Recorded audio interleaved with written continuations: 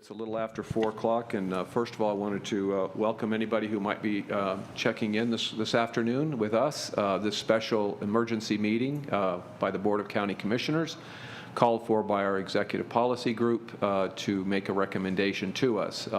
We don't get a chance to do this very often. We did at our last meeting, said a few happy 4th of Julys, but since it is the 4th of July, I wish everybody and your families, and hope you're having a great time, being safe, enjoying yourself today.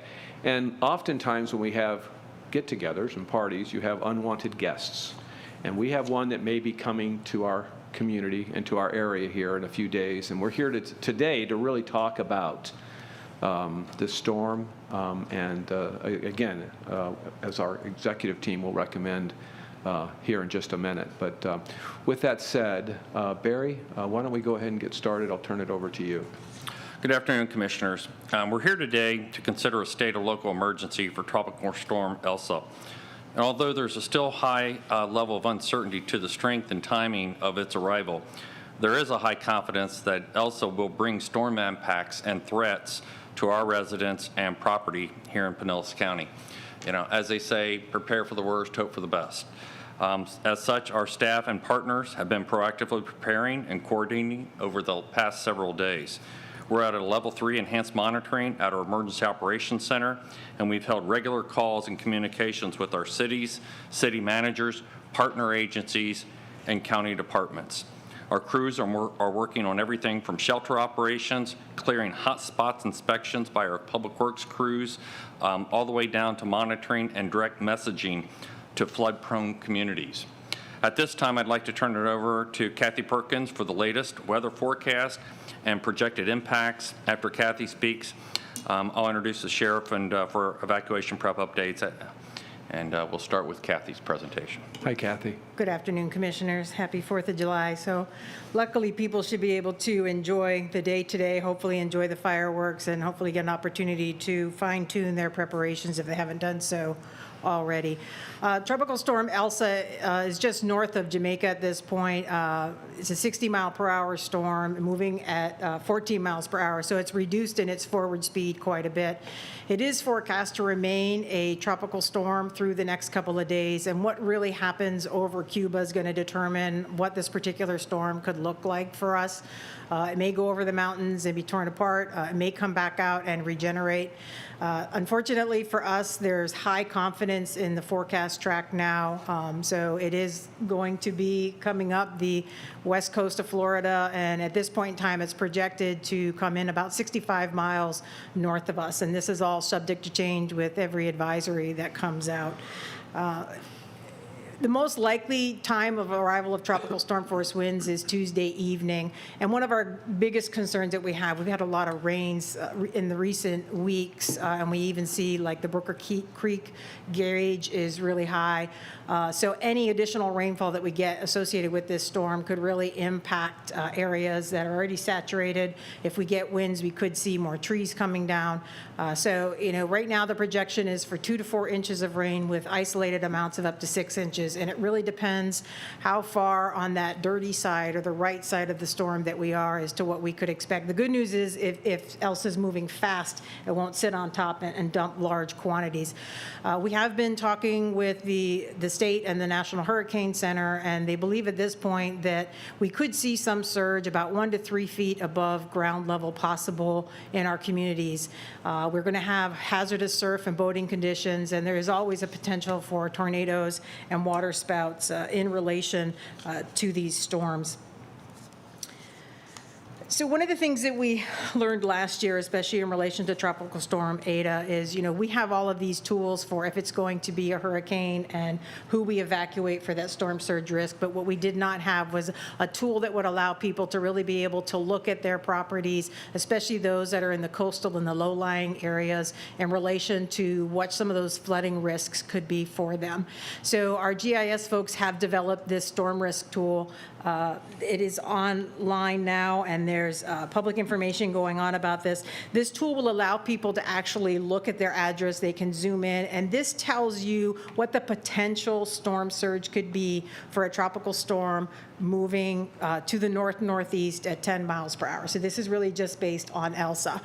So this gives us a better picture into where are those areas that could flood. So, I would highly encourage people that live in the coastal areas and the flood-prone areas, look at this so you can determine if there could be flooding in your homes. This will tell you how much water there could be above ground level. So I don't know what your finished floor elevation is at people's homes. They'll need to look at that. That will help them determine if there could be water in the homes, because we did see that last year with Tropical Storm Eta. And then on this map, we also have highlighted in the brown color those flood-prone, low-lying areas, especially that we're looking at now. We are doing a lot of special messaging through Nextdoor. We've done special messaging with the Tarpon Woods area and with Mariners Cove.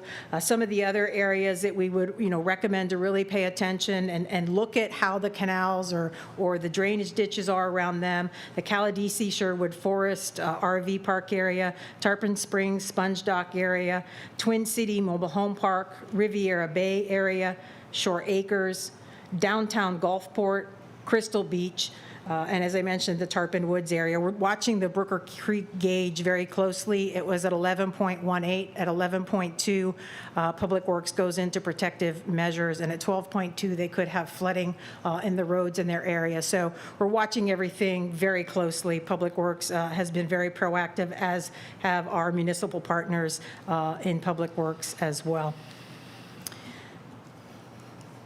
So this storm risk tool, communications has also added information for flooding. So if you do have flooding, what can you do before, during, or after if you experience flooding? Making sure that people are maybe moving their car to higher ground, lifting up any perishable items up off of their floors. It gives some really good information. We do have the County Information Center open from 8 a.m. to 8 p.m. today, and we'll do that again tomorrow. We'll determine what our schedule is moving past tomorrow when we have a better idea for the storm. As Barry mentioned, we have been looking at a variety of planning scenarios. We have shelters set and on standby for strong tropical storm scenario, and we also have that plan for, heaven forbid, if it did become a Category 1. So we've been prepping up all our partners, and we're ready for that in case that we need that. And then I'm just going to leave up here the CIC information. People can call us at 727-464-4333, reach us on live chat, and then pinellascounty.org. We have links to everything that's current for Tropical Storm Elsa and also the flooding information. Okay, thank you. Any questions at this point? Okay, Barry, did you have some additional? Well, I was going to turn over to the sheriff and let the sheriff say a few words, but there was also a question about sandbags. There are some communities that are doing sandbag operations. For the most part, you throw a couple of sandbags down, they don't work. In some situations, they may. But we up on our website, not only do you have this information that Kathy just talked about, but we also have any of the resources out there and what the communities are providing locally. So we try to consolidate that down. If you have questions, look at that, or call our Citizen Information Center for questions. Okay. Sheriff? So I'm supportive of the local state of emergency. It's always better to be prepared than not. This is part of our preparedness plan. We've all been in communication. We've got the resources that are in place. And it's one of those, we hope we don't need them, but we've got it. So I just ask everybody to help us help you by listening to the advice, listen to the guidance, use the resources that Kathy talked about to stay aware and help you make good decisions. But if it does come and we have to take care of certain areas with flooding like we have in the past, et cetera, we're ready to do that. So we have the personnel, we have the equipment, and we're just standing by like everybody and waiting to see what happens over the next 24 hours before any decisions are made. But this is just one step in the preparedness process, and thank you all for coming together today and helping to get this done. Thank you, Sheriff. Jewel, just real quickly, the governor made a state of emergency for 16 or 17 counties, including Pinellas County. So I'm assuming that the local state of emergency gives us a little bit more operational discretion if we need it. What's the rationale behind the additional?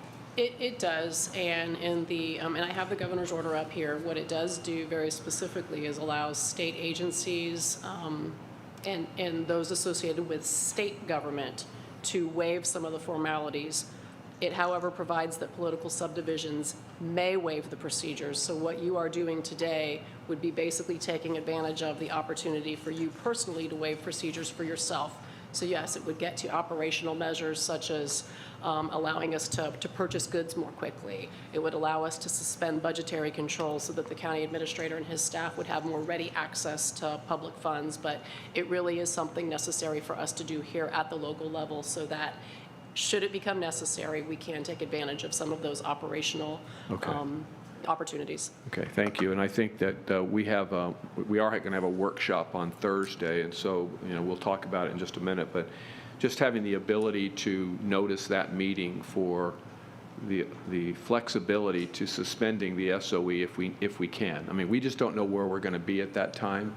We'll see how things unfold over the next few days. But I think Jewel will just need to have notice there in case we want to do something on the week long. I think it expires in a week anyway, but this would give us the ability if we wanted to do that. Well, it will expire in 7 days, naturally, and the way the order is written is that it would take effect at 4 p.m. today, essentially, the date of your meeting, so it would expire at 4 p.m. In 7 days. If the board was to decide to take some kind of action, we would need to, in my opinion, modify the notice for Thursday's meeting because it's a workshop and you do not normally vote on items at workshops, and I believe that we would want to modify your notice to make it known to citizens that you would be taking action potentially on an item to give them the opportunity to comment should they so desire. Okay, thank you. Yes, Commissioner Long. Thank you, Mr. Chair. I have two questions, one's for Kathy and one's for the sheriff. So Kathy, thank you for everything that you're doing and all of your staff. I know it's a tremendous effort to get everything ramped up. Is it safe to assume that you are fully operational in the CDC, in our emergency center? Yeah, we're at a level 3 enhanced monitoring at this point in time. I'm trying to save bringing in too many people to burn people out before if we do get impacted. So, we'll, based upon what we see with the storm tomorrow, we've got everybody queued up, ready to bring them all in. The CIC, I believe, has about 6 operators in there. They've been able to handle the calls fully. So we're able to ramp this up as we need to. Thank you. And then, Sheriff, are we still utilizing those passes for folks that live out on the barrier islands? Will need them if, in fact, we do evacuate and then they want to get back in?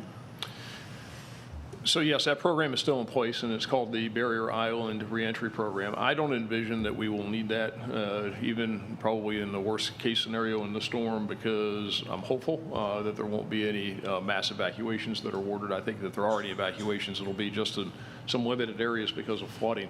But we only use that, and it's really a good opportunity just to remind people as we're at the beginning of the season, we only use that when we have mass evacuations, and then we block it off so people can't get back out onto the barrier islands. And when we do open it back up, then there's the fast lane and the not so fast lane. So if you've got your barrier island reentry pass and you work out there, you live out there, and you can demonstrate that you belong out there, you're in the fast lane. But unfortunately, we've estimated that there's probably about 100,000 people that would qualify, and probably only about 40,000 passes have been issued over the last several years. So I really encourage people that if you live out there and you want to get there quickly when we reopen it, get to the city halls in your various cities or contact us and get those Barrier Island reentry passes, because it'll make your life a lot easier if we do have to do that during this hurricane season. So, but hopefully we won't need it for this storm, but again, really encourage people to take advantage of that. So then, if I may follow up, Sheriff, because I haven't heard much about it this year, and so my follow-up question is, if they've already received one in the past, is that still good, or is there an expiration date? No expiration date. It's still good. Okay, They don't need to good. do anything. All they need to do is get it one time. And we promote it, and we have over the last several years in conjunction with the cities. And they can, in most communities, they can get it at City Hall. But it really, really will make people's life a lot easier and a lot more stress-free when time does come to get back home and they need to get out there to work. We also work with the employers out there on the beaches so that they have people that are living any place in Hillsborough County or Manatee or other places in Pinellas. So they have a stack of them so they can give them to their employees to get back out there to get to work, to get those businesses cleaned up and back in business. So it really is a great way. And the reason why we do it is it's really for everybody's protection, so that we don't have people out there in those beach communities that shouldn't be there, that are not there for good purposes, and it's to protect people's property. And so if you don't have a pass, you're in the slow lane, and then we got to stop, we got to check driver's licenses, we got to verify addresses, because we're not going to just en masse open it up and let anybody and everybody out there. So it's a good program, and we just hope everybody takes advantage of it. Good, thank you very much. Thank you, Commissioner Long, for reminding folks of that program. Commissioner Justice. Thank you, Mr. Chairman. My question was about the barrier island, so we're good. Okay. And then the last question I have was that the storm will approach Cuba, then come over Cuba. When do we make the determination, like it comes across as a tropical storm, and we have so many facilities available for the public, and then if it changes to a 1, how soon does that have to happen so that folks can understand that delicate nature of decision-making that you'll have to make along with the executive policy team? Yeah, the timing is always the tricky part.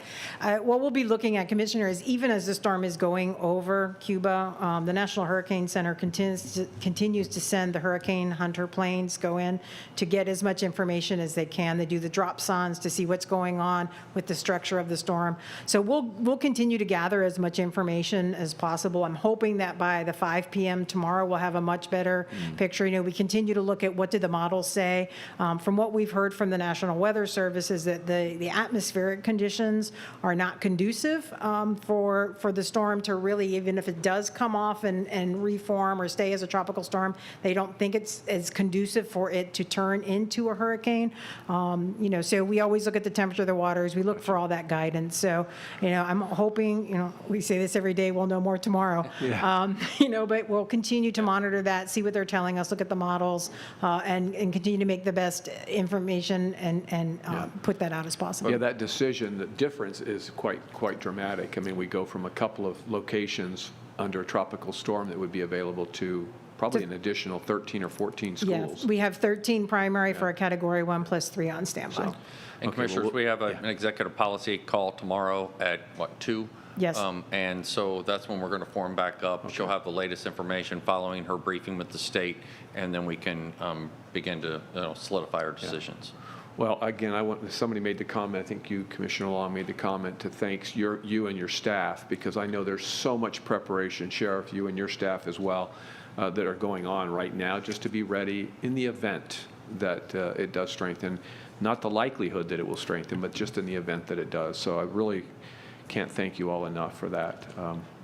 Yeah, Barry. that was really it. I was going to do the exact same thing. Our staff's out there doing what they need to do to prepare, and we just can't thank them enough. It's been a long year, but, you know, everybody stepped forward when they need to, and that goes to their dedication, and we just, you know, really appreciate them, all of our partner agencies, everybody coming together. And so, you know, wish them a happy 4th, but there's still work to do. But again, the recommendation of the Executive Policy Group is that the commissioners adopt this local state of emergency. Hopefully, we won't need to use it, but we have it in place because as of tomorrow, when things start to change, if it changes, then we have the tools in hand to react accordingly. Okay. Any other questions for staff? The comment that I mentioned, I'm assuming everybody's okay with that, providing that flexibility if we don't need the state of emergency beyond Thursday, noticing that meeting as a place to make a change. Is that okay with everybody? I don't suspect that we will need the state of emergency after that, but there's no reason to have it in place if we don't need it. No, we'll have to renotice the Yeah. meeting because it's already posted, yeah, but we'd have to, that's- we can renotice the meeting.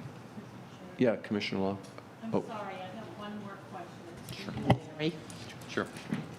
I am assuming, please share with me if I am incorrect, that if you and the sheriff decide to take some really aggressive action, that you are going to let us know?